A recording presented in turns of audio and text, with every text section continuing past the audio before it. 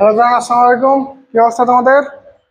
তো আজকে আমরা বায়োলজি সেকেন্ড পেপারের পরিপাক ও শোষণ অধ্যায়ের একটা ঝামেলার টপিক শিখবো। সেটা হচ্ছে তোমাদের যে হরমোনের যে শখটা ছিল, এটা তোমাদের অনেকেরই কঠিন লাগে এবং মনে রাখতেও তোমরা অনেক বিভ্রান্তিতে পড়ো। তো এটা আমরা আজকে কিভাবে সহজে মনে রাখা যায় সেটা আমরা আজকে দেখবো। ওকে, তো শুরু করি আমরা। তো এই হরমোনের ছক থেকে বিভিন্ন ইউনিভার্সিটি বলো বা বিভিন্ন অ্যাডমিশন টেস্টে বলো, এখান থেকে কিন্তু কোশ্চেন প্রতি বছরই আসে। খুবই ইম্পর্টেন্ট কিন্তু এই হরমোনের ছকটা।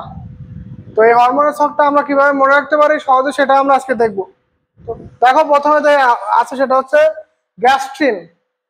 মনে রাখবা গ্যাস্ট্রিন, মনে রাখবা গ্যাস্ট্রিন শব্দটা হচ্ছে গ্যাস্ট্রিক থেকে, গ্যাস্ট্রিক থেকে গ্যাস্ট্রিক থেকে গ্যাস্ট্রিক আমাদের কোথায় হয়? গ্যাস্ট্রিকের সমস্যা আমাদের তো পাকস্থলীতেই হয়। তাহলে মনে রাখবো এখানে পাকস্থলী রিলেটেড। দেখো, প্রথমে আছে পাকস্থলীর জুস নিঃসরণ, তারপর আছে হাইড্রোক্লোরিক অ্যাসিড ক্ষরণ। হাইড্রোক্লোরিক অ্যাসিড তো আমাদের পাকস্থলীতে ক্ষরণ হবে, এটা তো আমাদের ক্ষুদ্রান্তে ক্ষরণ হবে না। দেখো, তারপরে আছে পাকস্থলী ক্ষুদ্রান্তের কোলনের আন্ত আবরণীর স্বাভাবিক বৃদ্ধি। তাহলে দেখো, গ্যাস্ট্রিন গতে মনে রাখবা গ্যাস্ট্রিকের প্রবলেম। গ্যাস্ট্রিকের প্রবলেম কোথায়? আমাদের স্টমাকে হয়। তাহলে এখানে পাকস্থলী রিলেটেড অনেক কিছু হবা। এখানে দেখো গ্যাস্ট্রিক জুস কোথায় তৈরি হয়? গ্যাস্ট্রিক জুস আবার সেই গ্যাস্ট্রিক গ্যাস্ট্রিক আবার সেই গ্যাস্ট্রিক কথাটা আসছে কিন্তু। তাহলে গ্যাস্ট্রিক কথাটা যেহেতু আসছে, তাহলে এটা ওই গ্যাস্ট্রিন হরমোনের কাজ। খুবই মনে রাখবা। আর এটা তো গ্যাস্ট্রিন, এটা তো পাকস্থলী রিলেটেড। তাহলে এখান থেকে পাকস্থলীর থেকেই তো তৈরি হবে, এটা পাকস্থলীর বাইরে থেকে তো আর তৈরি হবে না। এটা মনে রাখবা। ডান।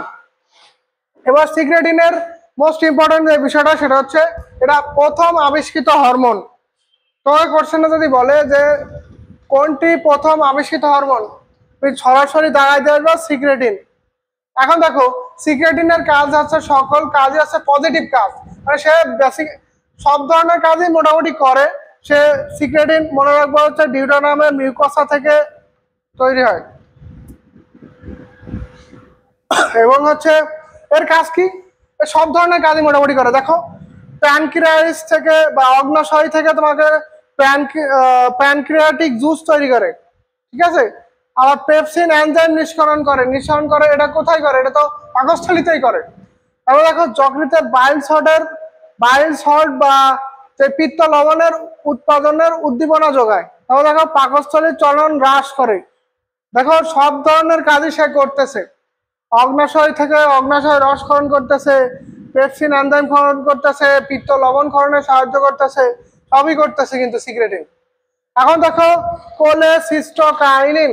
মনে রাখবা, কোল মানে হচ্ছে পিত্ত, কোলে মানে হচ্ছে পিত্ত, কোলেসিস্টোকাইনিন কোলে মানেই হচ্ছে পিত্ত। এটা বেসিক্যালি ক্ষুদ্রান্তের প্রাচীর থেকে ক্ষরণ হয়, স্পেশালি ইলিয়ামের প্রাচীর থেকে। এবং দেখো, এই কোলেসিস্টোকাইনিনের কাজ কি? এই কোলেসিস্টোকাইনিনকে আমরা সিসিকে দ্বারা প্রকাশ করে থাকি। এই কোলেসিস্টোকাইনিনকে আমরা বলে থাকি প্যানক্রিওজাইমিন।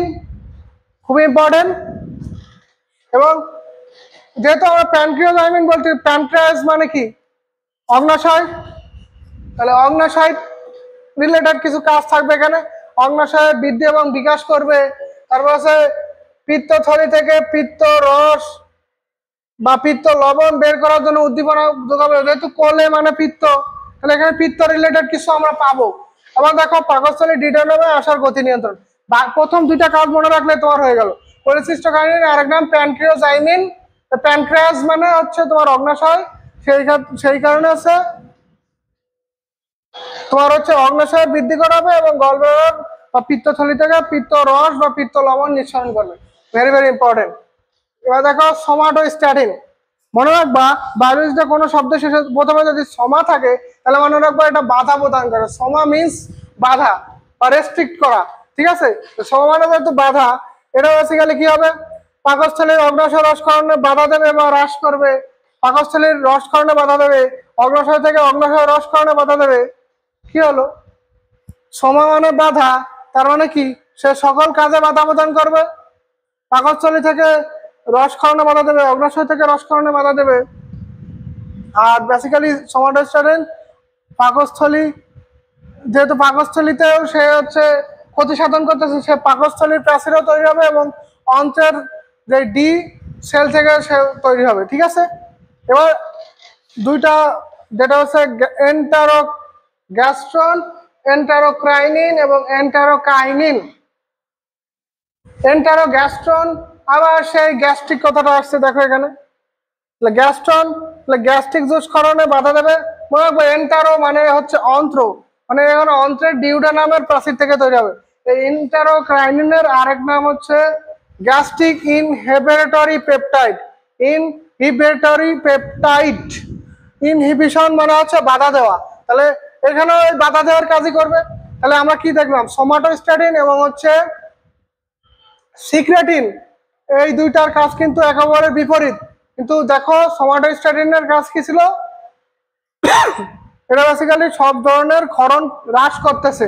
সোমা মানে বাধা দেওয়া, এবং সোমাটোস্ট্যাটিন পাকস্থলীর যে রস ক্ষরণের বাধা দিচ্ছিল, অগ্ন্যাশয় রস ক্ষরণের বাধা দিচ্ছিল।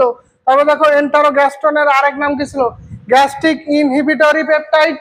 ইনহিবিশন মানে বাধা দেওয়া, তাহলে এখানেও কি করবে, গ্যাস্ট্রিক জুস ক্ষরণে বাধা দেবে এবং ইনসুলিন ক্ষরণের সূচনা ঘটাবে। খুবই ইম্পর্টেন্ট, এটা মোস্ট ইম্পর্টেন্ট এখানে। এবার আসো এন্টারোকাইনেস, এটা খুব ইম্পর্টেন্ট। এন্টারোকাইনেসটা কি, এটা বেসিক্যালি ট্রিপসিনোজেনকে সক্রিয় করে।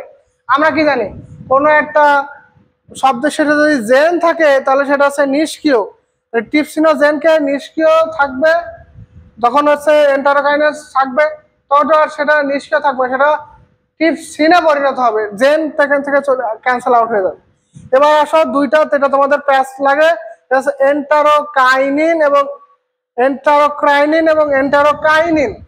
মনে রাখবা এন্টারো যেটা কাইনিন, মনে রাখবা সেখানে হচ্ছে কার্বোহাইড্রেট থাকবে। সেখানে দেখো ইনভার্টেজ, সুক্রেস, এই গুলা থাকবে এখানে। আন্তরিক গ্রন্থি থেকে ম্যালটেস তৈরি হবে, এটাও তো একটা ওই কার্বোহাইড্রেট রিলেটেড কিছু তৈরি করার সময় আমরা ব্যবহার করে থাকি। ঠিক আছে, তাহলে মনে রাখবা এন্টারোকাইনিন, এন্টারো কয়াকার রস্যই ক দিয়ে মনে রাখবা কার্বোহাইড্রেট, মনে রাখবা ইনভার্টেস, সুক্রেস, এখানে বিভিন্ন এনজাইম ম্যালটেস, সুক্রেস, ইনভার্টেস, এখানে এইগুলো আছে। ঠিক আছে, এবার আসো দেখো এন্টারোক্রাইনিন, মনে রাখবা এন্টারোক্রাইনিন হচ্ছে মোস্ট ইম্পর্টেন্ট। এটা হচ্ছে ডিউডেনাল প্রাচীর থেকে ক্ষরণ হয়, আর আগের যেটা এন্টারোকাইনিন সেটা ইলিয়ামের প্রাচীর থেকে ক্ষরণ হয়। আর এন্টারোকাইনিনের কাজ কি, সেটা হচ্ছে লিভার কোন গ্রন্থিকে উদ্দীপিত করা। এন্টারোক্রাইনিনের কাজ হচ্ছে লিভার কোন গ্রন্থিকে উদ্দীপ্ত করা। তারপর যেটা হচ্ছে সেটা হচ্ছে ডিওক্রাইনিন, মনে রাখবা ডিবি পুলিশ,